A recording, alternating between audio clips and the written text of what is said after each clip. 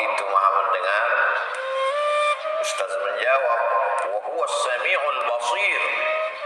Allah Maha mendengar, Allah Maha melihat. Wa ma tasqutu min waraqatin illa ya'lamuha. Tidak ada daun yang jatuh kecuali dalam pengetahuan Allah. Wa na'lamu ma tuwaswisu bihi nafsuh. Kami tahu apa yang berbisik-bisik di dalam hati manusia. Jangankan yang dikatakan, diucapkan lisannya, yang terkata di bibirnya, yang terucap di mulutnya, yang terbersit di hati dan pikirannya pun Allah tahu. Lalu kata jamaah, kalau memang Allah Maha tahu, mengapa sampai hari ini Allah belum juga mengabulkan doa-doa yang kupanjatkan di tengah malam yang sunyi, dengan suara yang lirih di tengah sujudku? Bukan hanya satu malam, berbulan-bulan kumintakan kepadanya, mengapa dia tidak juga mendengar dan mengabulkan doa? Dengan tersenyum Ustaz menjawab, dokter hanya akan memberikan obat yang sesuai dengan resep dan pengetahuan dokter. Dokter tidak akan memberikan obat sesuai dengan permintaan pasien, karena yang paling mengerti tentang dosis, tentang kadar, tentang kebutuhan dan keperluan pasien hanyalah dokter, bukan keinginan pasien. Berapa banyak obat yang menurut pasien adalah obat, tapi justru dia menjadi racun. Berapa banyak resep yang menurut pasien adalah obat, tapi justru menimbulkan mudarat berkepanjangan.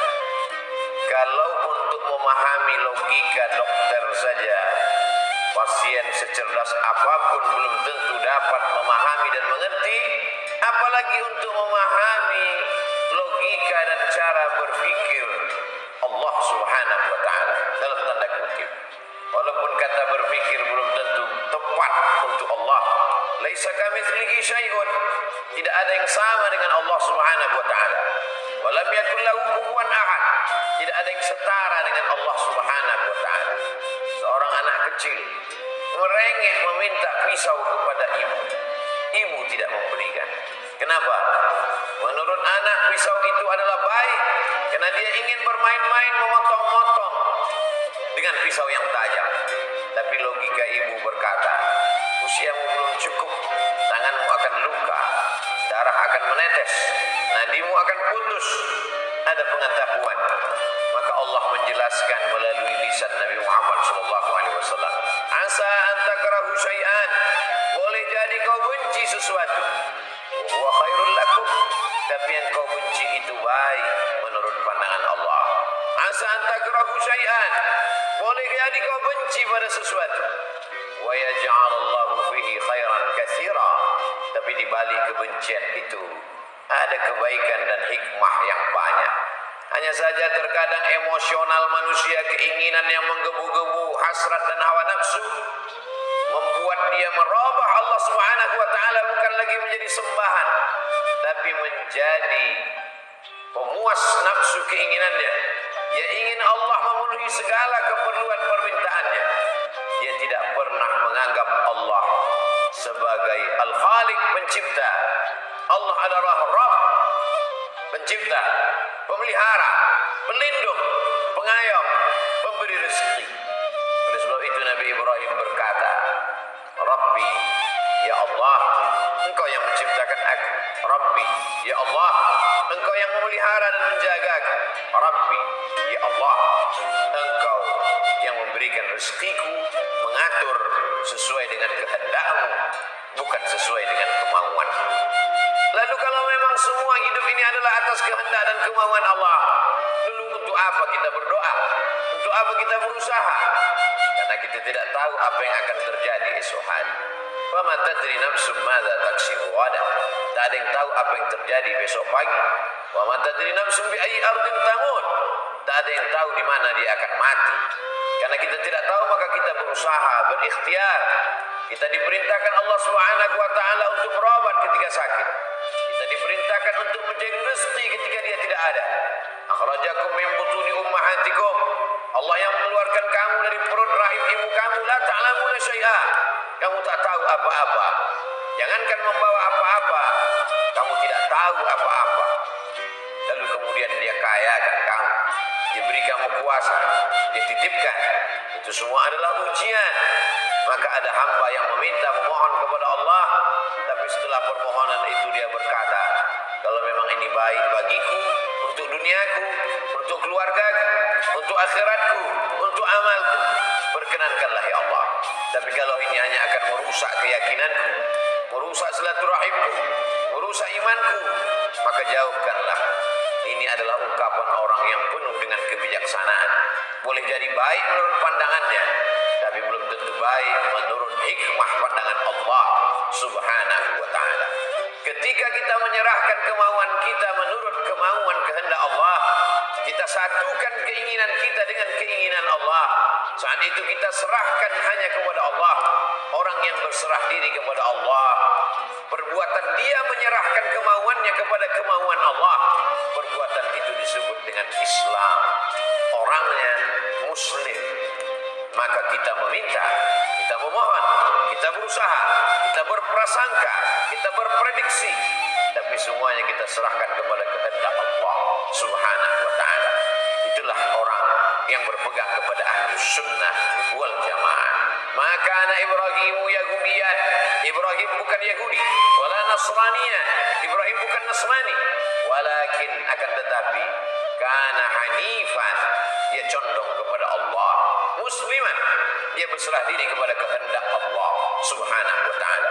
Pribadi Ibrahim alaihissalam contoh model manusia yang berserah kepada kehendak Allah Subhanahu wa ta'ala. Marahkah Nabi Ibrahim alaihissalam ketika diuji oleh Allah Subhanahu wa ta'ala?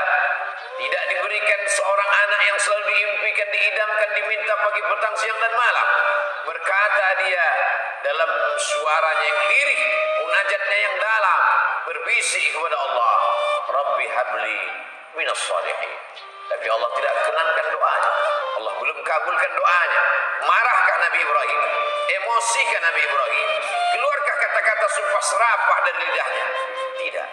Dia tetaplah seorang Ibrahim musliman, berserah diri kepada kehendak Allah, hanifan, hanif, condong kepada kemauan Allah, bukan condong kepada keinginan manusia yang ada di sekitarnya, tidak condong kepada keinginan hawa nafsunya. Dia tidak paksakan Allah dalam doa-doanya, dia hanya meminta kepada Allah, setelah itu dia serahkan kepada Allah. Andai dikabulkan apa yang dia mintakan, syakar, dia bersyukur kepada Allah. Andai belum diberikan, Allah Ta'ala sabar, dia menahan emosinya, dia tahan hawa nafsunya, sabar, dia bersabar, dan itu adalah kebaikan. Ajaban li amril mu'min. Orang beriman itu ajabah, menakjubkan, ajib. Orang beriman itu ajaban li amril mu'min. In asabathu sarra, kalau yang datang itu menyenangkan hatinya, melapangkan dadanya, membuat senyumnya tersungging, bahkan mungkin dia tertawa bahagia, syakar, dia bersyukur kepada Allah, karena khairan lahu, itu baik baginya. Tapi kalau yang datang itu menyusahkan hati, membuat dia risau dan gundah gulana, dia tidak menyumpah serapah, dia tidak suuzon kepada Allah, sabar, dia bersabar. Sabarnya Ayyub alaihissalam, ketika ternaknya mati, kebunnya kering kerontang, hujan tidak turun, likuifaksi menyerang kampung halamannya. Di saat yang sama, tanah itu menelan segala yang ada di atas permukaan tanah. Kebun-kebunnya hancur, ternak-ternaknya mati. Tak lama setelah itu anaknya pula meninggal satu persatu. Buah hati belayan jiwa. Banyak orang yang sabar ketika ditinggalkan harta benda, tapi tak banyak yang sabar ketika ditinggalkan orang terkasih. Tak lama setelah itu datang pula penyakit, berulat kulitnya. Satu-satunya yang setia mendampingi, rahmat, perempuan yang penuh dengan kasih dan sayang. Oleh sebab itu, selalu orang yang menikah didoakan, Allah marham bainakuma kama rahimta baina Ayyub wa Rahmah. Buat mereka berkasih sayang sebagaimana kasih sayang Ayyub dan Rahmah. Rahmah mengasihi Ayyub walaupun hartanya tidak ada, walaupun anaknya meninggal dunia, walaupun kulitnya terkena penyakit, tapi kasih sayang itu tidak berkurang sedikit pun. Marahkah Ayyub? Keluarkah kata-kata caci maki sumpah serapah dari lidahnya? Tidak. Dia hanya berkata, Rabbi, ya Rabb, engkau yang menciptakan aku. Ya Rabb, engkau yang memelihara aku. Ya Rabb, engkau yang menjamin rezekiku. Anni massaniyad dur, aku kena penyakit ya Allah. Wa anta arhamur rahimin, engkau maha kasih di antara yang terkasih, engkau maha sayang di antara yang penyayang. Dia tidak berkeluh kesah, dia tidak mengadu dengan kata-kata yang kasar kepada Allah. Mengapa belum juga terkabul? Aku beribadah siang dan malam, aku adalah seorang nabi dan rasul. Mengapa ujian ini begitu berat?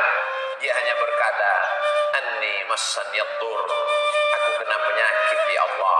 Wa anta arhamur rahimin, engkau tersayang di antara penyayang, engkau terkasih di antara yang kasih. Lalu Allah menyambut doanya, urkud birijlika, tumitmu, engkau tusukkan ke tanah, maka akan keluar air yang sejuk dan dingin, mu'tasalun baridun, mandi engkau di air itu. Maka dia pun mandi, maka Allah subhanahu wa ta'ala melepaskannya dari segala kesusahannya. Allah sedang menguji hambanya. Faqsusil qasasa, ceritakan kisah-kisah itu, la'allakum yatafakkarun, mudah-mudahan mereka berpikir. Bukan mereka saja yang berkeluh kesah, bukan mereka saja yang terkena musibah, bukan mereka saja yang terkena hati susah. Hamba-hambaku yang lebih salih dari mereka, yang lebih takwa dari mereka, yang lebih khusyuk dari mereka. Innallaha idza ahabba qauman, kalau Allah cinta kepada sekelompok kaum, ibtalahum, maka Allah uji iman hamba itu. Banyak sekali orang yang berkata setelah tahajud malamnya, setelah khatam Qur'annya, setelah zikir tasbih, tahmid, takbir dan tahlilnya, ketika ujian itu datang, ujian bukanlah ketika engkau lulus melewati waktu dengan sholat duha, tahajud, witir. Ujian bukan hanya lulus ketika mampu menahan makanan.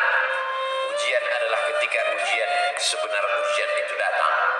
Hasiban nasu ayat suraku ayyakulu amanna, apakah manusia itu akan dibiarkan begitu saja berkata amanna, kami beriman, wa hum la yuftanun, padahal mereka belum diuji.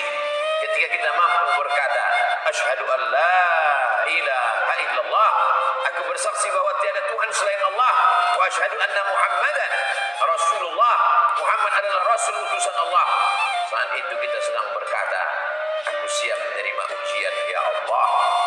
Indah istana Fir'aun, tempat tinggal Musa alaihissalam, tapi Allah ingin mengeluarkan hamba ini dari zona aman. Allah ingin supaya ia tidak merasa nyaman di tengah orang yang zalim dan aniaya. Bagaimana cara Allah mengeluarkannya dari istana Fir'aun? Skenario Allah begitu indah. Ada masyarakat Fir'aun yang angkuh dan sombong, berkelahi dengan masyarakat kelas 2 Yahudi Bani Israel. Lalu kemudian datang Nabi Musa melerai, memisah di antara dua manusia yang berkonflik itu. Fawakazahu Musa, Nabi Musa memisah mereka berdua. Ternyata pukulan Nabi Musa itu bukan membuat mereka terpisah, tapi justru kematian yang datang. Musa yang gagah perkasa dengan tenaga yang luar biasa, keinginan hati ingin memisah melerai dua yang sedang berkonflik, ternyata membuat mati. Dan yang mati itu bukan dari kalangan Bani Israel, yang mati adalah dari kalangan masyarakat kelas utama, masyarakat komunitas yang sesuku sebangsa dengan Firaun. Kemarahan yang luar biasa. Nabi Musa keluar dari istana yang megah Firaun. Dia pergi bernaung di bawah pohon kayu yang rindang. Pohon kayu itu jadi saksi bagaimana seorang hamba Allah tidak ada tempat bergantung, tidak ada tempat bernaung, tidak ada tempat berlindung kecuali hanya kepada Allah. Ketika Nabi Muhammad SAW Isra dan Mi'raj, diperlihatkan oleh Jibril. Mengapa ada pohon kayu itu, hai Jibril? Di bawah pohon kayu itulah Musa sangat dekat dengan Allah.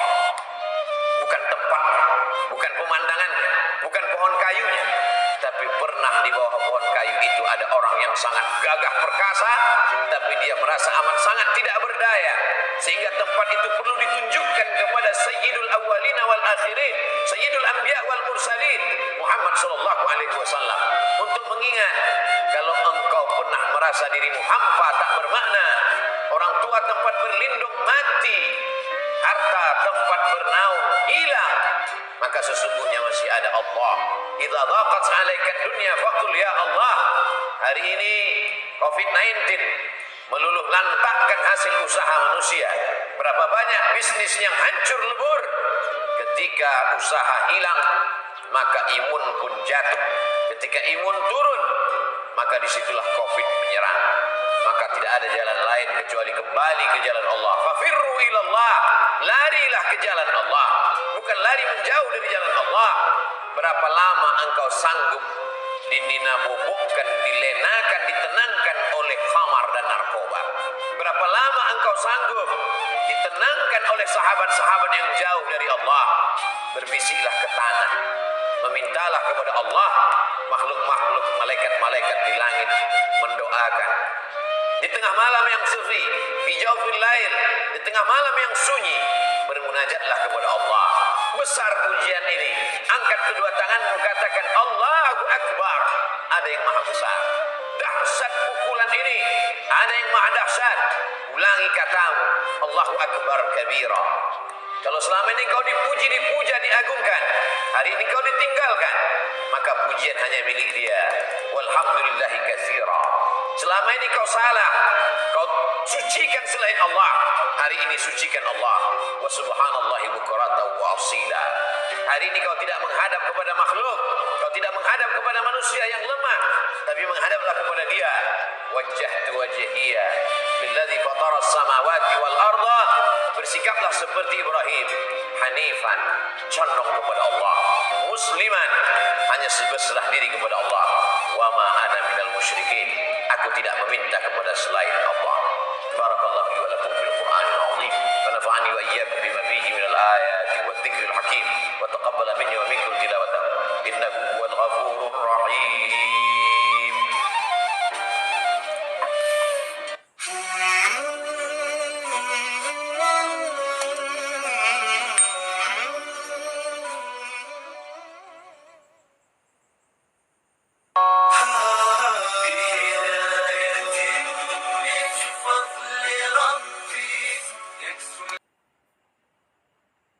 Kalau nanti terlintas di hatimu malas sholat, bakar jari sebentar.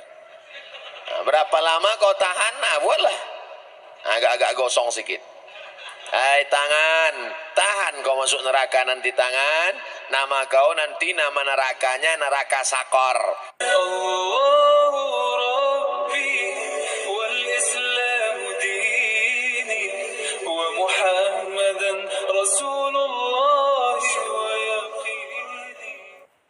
Selamat malam Ustadz. Assalamualaikumnya ada, cuman dia kayak selamat malam. Saya tak mau disebut selamat malam. Iya malam selamat, besok pagi. Apalagi udah kena laporkan nih, ngeri-ngeri juga gitu. Iya, janganlah kalian mancing-mancing.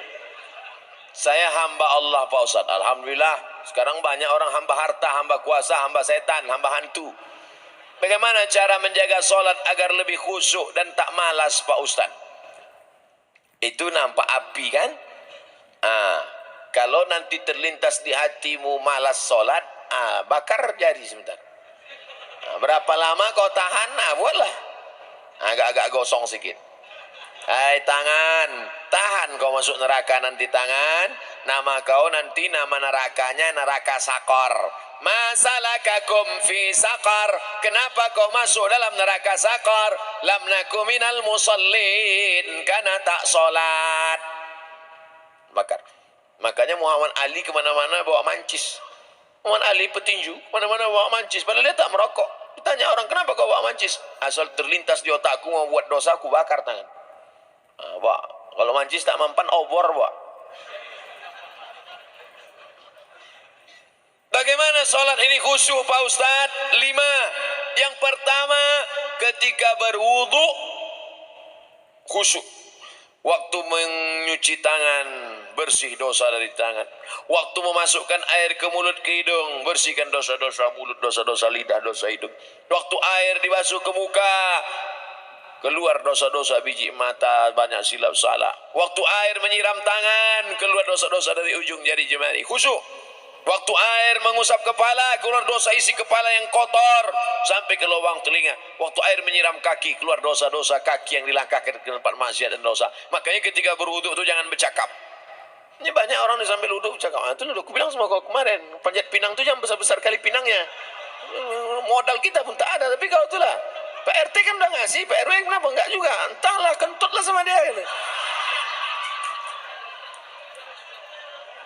Itulah maka tak khusyuk. Karena ketika wudhu masih bicara dunia. Lalu dari tempat wudhu ke tempat sholat tak boleh tasbih. Tasbih menggerak-gerakkan. Wah, kerotak. Tak boleh. Tasbih tak boleh. Yang boleh tasbih. Subhanallah. Subhanallah. Makanya kalau ada ngajak-ngajak ngobrol tak usah. Gimana kabar? Subhanallah. Subhanallah. 3. Ada terdengar azan, jawab hayya 'alas shalah. La haula wala quwata. Jangan bicara waktu azan. Siapa yang bicara ketika azan dikumandangkan, matinya mati su'ul khatimah. Begitu kata Syekh Imam Nawawi, Syekh Jalaluddin Abdurrahman As-Suyuti. Hati-hati. Lalu kemudian yang keempat, membaca bukan mutalaah. Mutalaah mulut tak bergerak. Waktu solat itu membaca Allahu Akbar kabira walhamdulillahi katsira wa subhanallah wajhadu wajh. Ini banyak orang solat mulutnya diam.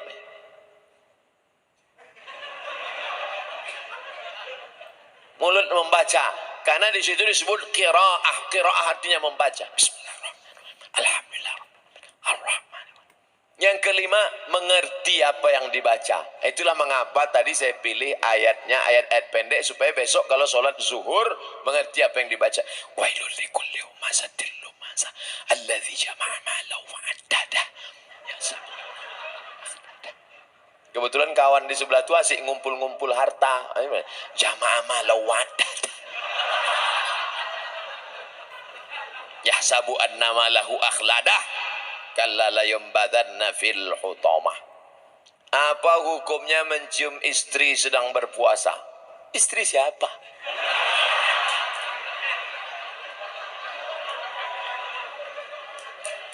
Kalau istri engkau yang kau cium maka tak batal. Dalilnya Nabi mencium Aisyah. Tapi kalau dia ihtiyat, hati-hati, takut dia tak bisa mengendalikan hawa nafsunya seperti Nabi Muhammad SAW, maka dia ihtiyat, dijaganya. Tapi hukum aslinya tak batal. Tapi kalau sampai memperturutkan hawa nafsu, maka jatuh dalam batal, rusak puasanya. Man lam yada imsakun nafsi, menahan diri, anil mahzurati, dari semua yang terlarang, min tulu'il fajri, dari terbit fajar, ila ghurubis syamsi, sampai tenggelam matahari. Itu definisi puasa. Kalau adakah dalil yang menjelaskan tentang tahlilan? La ilaha illallah, la ilaha illallah, la ilaha illallah. Itu artinya tahlil. Tasbih, subhanallah. Tahmid, alhamdulillah. Takbir, Allahu Akbar. Tahlil, la ilaha illallah. Man halala, siapa yang mengucapkan tahlil, summa ahdatsa wabahu ilal mayyit, kemudian tahlil itu dihadiahkannya kepada si mayit, orang mati, yantafi'u bihi, pahalanya sampai dan orang mati itu dapat manfaat. Begitu kata Imam Ibnu Taimiyah dalam kitab Majmu' Fatawa Ibnu Taimiyah. Kenapa Ustaz pilih pendapat Ibnu Taimiyah? Karena yang banyak melarang-melarang nih sekarang anak-anak buahnya Ibnu Taimiyah. Paham? Padahal Imam Ibnu Taimiyah dalam Majmu' Fatawa mengatakan siapa yang mengucapkan tahlil dihadiahkannya pahalanya pada yang meninggal sampai. Kalau dimasakkannya bubur kacang hijau. Kenapa Ustaz tiba-tiba ingat bubur kacang hijau? Oke, bubur jagung kalau gitu. Lalu kemudian dihadiahkannya pahalanya untuk almarhum. Sampai apa tak sampai? Sampai. Mana dalilnya? Mana? Kata Sa'ad, ummi matat, makku mati. Afa atasaddaqu anha, kalau aku bersedekah, pahalanya sampai tak untuk emakku? Kata Nabi, tasaddaq, sampai. Sedekah engkau, sedekah. Ayu sadaqatu afdal. Apa sedekah yang paling afdal? Kata Nabi, saqyul ma'. Sedekah yang paling afdal mengasih air minum. Kalau air minum saja sampai, apalagi gulai baung. Artinya sedekah sampai. Sedekah sampai. Tahlil sampai. Apa lagi? Bacaan Quran. Yasin wal Qur'anil Hakim innaka laminal mursalin. Sampai apa tak sampai bacaan Quran pada orang meninggal dunia? Sampai. Bacaan Quran untuk orang meninggal dunia sampai. Mana dalilnya? Ketika Nabi SAW melewati suatu makam, diambilnya pelepah korma, ditusukkannya ke makam itu. La'allallaha an yukhaffifa adzabahuma ma lam yaibasa. Tasbih pelepah korma sampai pada orang yang meninggal. Apa komentar Imam Nawawi dalam kitab Majmu', dalam kitab Al-Minhaj Syarah Sahih Muslim Ibn Al-Ajjaj? Kalau tasbih pelepah korma saja sampai, apalagi bacaan Quran orang yang beriman. Buka kitab Ar-Ruh, punya Imam Ibnu Qayyim Al-Jauziyah, murid Imam Ibnu Taimiyah, punya murid namanya Ibnu Qayyim Al-Jauziyah, punya kitab namanya Ar-Ruh. Diriwayatkan sampai kepada Imam Ahmad bin Ambal lewat di suatu makam, ada orang membaca Al-Quran. Imam Ahmad bin Ambal melarang, tapi orang itu menyebutkan riwayat hadis, ternyata perawinya thiqah, bahwa Nabi punya sahabat namanya Abdullah bin Umar, anak Umar bin Khattab, berpesan, kalau aku mati nanti, bacakan di atas kuburku, pada bagian kepalaku pangkal Al-Baqarah, pada bagian kakiku ujung Al-Baqarah. Itulah dalil bacaan Quran sampai untuk orang yang sedekah sampai, tahlil sampai, baca Quran sampai. Sudah saya sebutkan dalil-dalilnya. Tak juga percaya, saya tak bisa menjawab. Habislah. Saya cuma bisa minta nama lengkap, supaya nanti kalau mati saya kirim. Kalau tak sampai, cepat-cepat kasih kabar.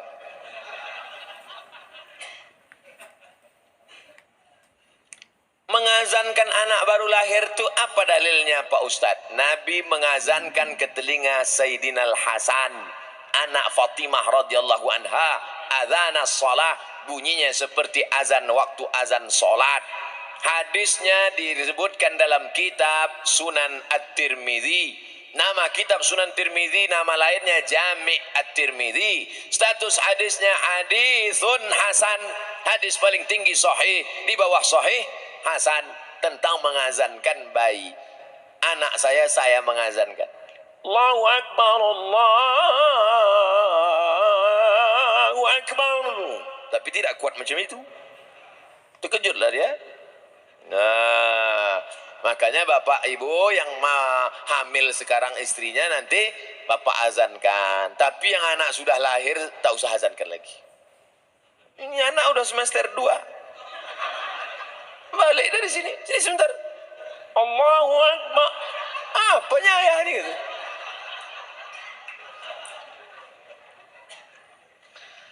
Saya mau tanya mengenai pernikahan uang hantaran.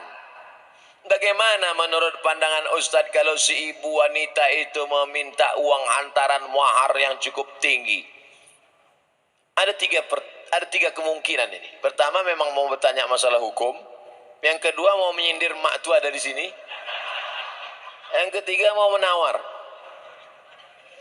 Perempuan yang paling baik, aqalluha mahran, yang maharnya paling murah.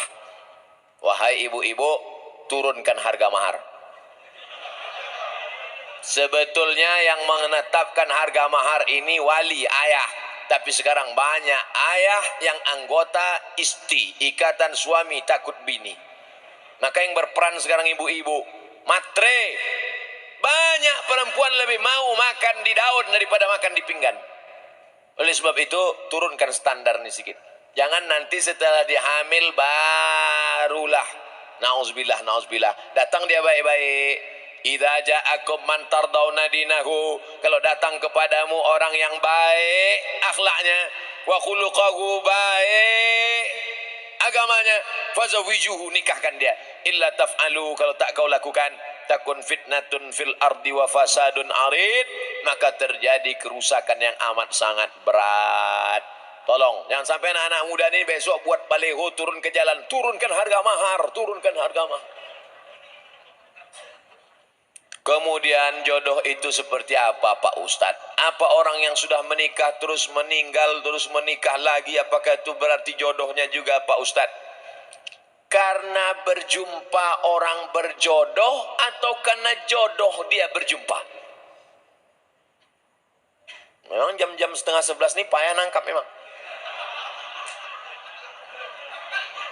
Karena ada jodoh baru berjumpa atau karena berjumpa itu orang berjodoh? Karena ada jodoh lah maka berjumpa. Kalau tak ada jodoh, sampai mati tak akan berjumpa. Kok Ustaz tahu? Saya pernah ngalami. Saya Dewan Juri Musabaqah Tilawatil Quran tingkat Provinsi Riau. Kalian pikir Ustaz alang-alang?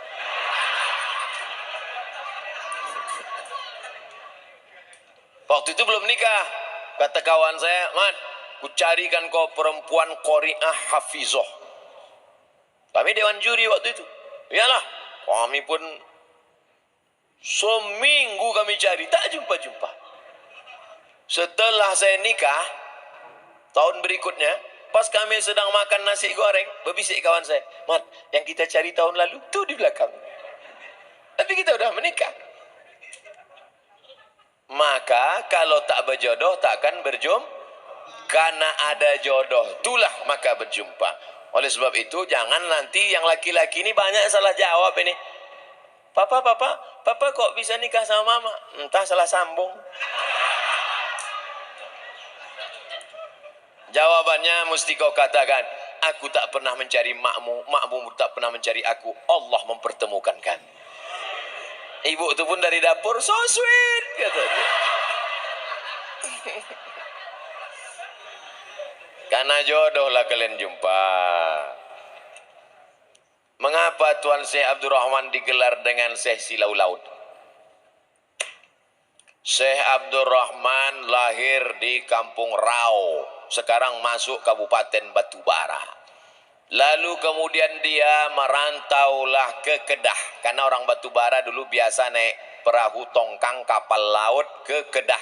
Bolak-balik, karena orang itu dekat Kedah. Sampai di Kedah belajarlah dia 7 tahun dan ikut lomba silat, menang, bekerja di kerajaan Kedah. Setelah itu melanjutkan pendidikannya ke Tuan Syekh Wan Mustafa Al-Fatani. Fatani sekarang Thailand Selatan, Patani. 7 tahun di Patani. Setelah itu dibawalah oleh Syekh Wan Mustafa Al-Fatani ke Makkah Al-Mukarramah. Belajarlah dia dengan ulama-ulama di Makkah, di antaranya Syekh Hasbullah. Belajar fikih kepada Syekh Ahmad Khatib Al-Minkabawi. Setelah khatam belajar fikih, belajar tafsir, belajar hadis, belajar tasawuf, baliklah dia ke Rau. Lalu kemudian datanglah kerabat Kesultanan Asahan namanya Tengku Adil. Tengku Adil pun mengasih tanah. Wahai Tuan Syekh Abdurrahman, ini ada tanah. Nama tanah itu Silau Laut. Maka orang menyebutnya tak lagi sebut namanya, tapi Tuan Syekh Silau Laut. Sama macam siapa tu? Tuan Syekh Besilam. Padahal nama aslinya adalah Tuan Syekh Abdul Wahab. Kampungnya di Rokan Hulu, namanya Rantau Binuang Sakti, tempat lahir Syekh Abdul Wahab Rokan. Tapi yang dipakai adalah Syekh Abdul Wahab Rokan. Sekarang jadi Kabupaten Rokan Hulu. Biasa itu. Tuan Syekh mana? Tuan Syekh Fulan. Nama kampungnya yang disebutkan. Tuan Syekh Purba Baru. Padahal namanya Tuan Syekh Mustafa Husain. Nah, jadi nama kampung yang disebut. Itu maka disebut Tuan Syekh Silau Laut karena nama kampung itu. Apa karomahnya Pak Ustadz? Banyak karomahnya disebutkan dalam buku ditulis oleh cucunya. Namanya Tuan Syekh Dr. Andus Haji Mansur bin Haji Syekh Muhammad Ali bin Syekh Abdurrahman, cucunya. menulis buku. Ditulis pada masa Gubernur Raja Inal Siregar. Waktu haul dibagikan buku-buku itu. Banyak karomah disebut situ. Apa motivasi orang memasuki tarekat Sattariyah, Pak Ustaz? Tarekat itu sampan. Ada sampannya namanya Sattariyah, namanya nakhodanya Abdullah Sattari. Ada nama sampannya Saziliyah, nama nakhodanya Abul Hasan As-Sazili. Ada nama sampannya Naqsabandiyah, nama nakhodanya Bahauddin Naqsabandi. Ada nama sampannya Ahmadiyah, tapi bukan yang aliran Ahmadiyah yang sesat. Tarekat Ahmadiyah, nama nakhodanya Sayyidi Ahmadil Badawi. Itu sampannya, tapi lautannya tetap la ilaha illallah Muhammadur Rasulullah. Jadi yang mau ikut tarekat sama aja macam naik sampan. Lautnya la ilaha illallah, sampannya macam-macam. Ada yang mau sampan naik speedboat, mau cepat. Ada satu yang naik kapal tongkang kayu. Dia mau slow. Kau tak ikut? Enggak, aku mau menikmati laut ini, mau slow aja. Macam-macam. Begitu lebih kurang gambaran tentang tarekat. Tarekat artinya jalan. Jalan mendekatkan diri kepada Allah Subhanahu wa ta'ala. Apa doa anak terhadap orang tuanya itu sampai? Hadis Sahih Muslim. Idza matal insan, kalau orang mati inqata'a, putus amalnya illa min salasin, kecuali 3. Shadaqatin jariyah, amal sedekah, ilmin yuntafa'u bi, ilmu yang bermanfaat. Yang ketiga, waladin salihin yad'ulah, anak yang soleh. Makanya kita selalu minta doa, Rabbi habli minas salihin. Saya ingin sekali mendoakan orang tua saya supaya terbuka pintu hidayahnya, karena kami sangat menyayanginya. Doakan orang tuamu di sujud terakhir saat sholat, sunat, tahajud, witir, duha. Tapi jangan pakai bahasa Indonesia, nanti sholatnya batal. Dalam hati saja, ya Allah, ayahku ni berhentilah pakai sabu-sabu. Kenapa ketawa? Di masjid kami setiap malam Jumat ada pengajian. Kenapa cuma tiap malam Jumat? Tiap malam lah. Malam Senin fikih, malam Selasa hadis, malam Rabu akidah, malam Kamis tasawuf, baca Ihya Ulumuddin, malam Jumat stop wirid Yasin, malam Sabtu pengajian akhlak, malam Ahad tablik akbar. Masjid mesti penuh tiap malam, karena kalau tidak kosong masjid.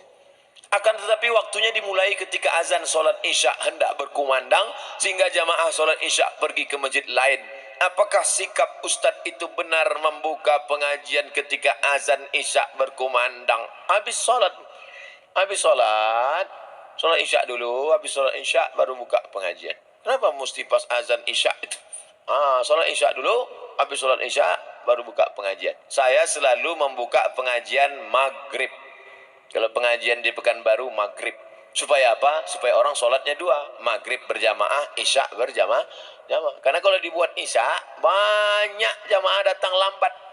Bahkan diumumkan, jamaah, Ustadz udah terduduk setengah jam. Buat pengajian maghrib. Maghrib ke isya. Di Malaysia kami gitu. Maghrib, isya, pengajian. Habis isya, tanya jawab. Efektif. Doa berhajat, dia berhajat naik haji dengan menjual tanah. Namun anak-anaknya melarang, malah minta bagian tanah. Dibagi sebagai warisan jika orang tua meninggal. Sehingga orang tua tak jadi mendaftar haji. Bagaimana sikap orang tua dan sikap anak-anaknya ini? Desa kami banyak tanah ladang lebar-lebar, Pak Ustaz. Oh, kalau dapat anak tak bertuah, ini dah jadi. Datanglah emak-emak umur 70 tahun menggigil. Saya habis pengajian subuh, Ustadz, anak saya melarang saya karena saya mau pergi umroh. Dilarangnya karena dia katanya dapat warisan. Saya bilang, mestinya dia yang menggendong engkau sampai ke Makkah, balik lagi. Kau gendong makmu ini ke Makkah, jalan kaki tawaf sa'i umrah, balik lagi ke Medan, belum tentu dapat. Kau tebus sekali dia menjerit waktu mengeluarkan engkau dari perutnya. Ini tanah-tanah dia. Dia belum mati lagi. Udah kau atur pula harta warisannya. La ilaha illallah. Tak mencium bau surga orang durhaka. La yadkhulul jannah. Tak masuk surga. Siapa itu? Uququl walidain. Durhaka pada orang tua. Dia mau pergi haji, biar pergi haji. Mak, aku tak bisa membahagiakan kau, Mak. Mestinya aku membayarkan ONH ini. Mestinya aku membawa engkau ke Makkah. Aku tak bisa. Ini di tanah-tanah dia. Mau berangkat dia. Berangkat di tanah suci. Ini harta dia pula ditahan. Disuruh pula bagi dia sebelum mati. La ilaha illallah Muhammad Rasulullah. Naik darah tinggi saya.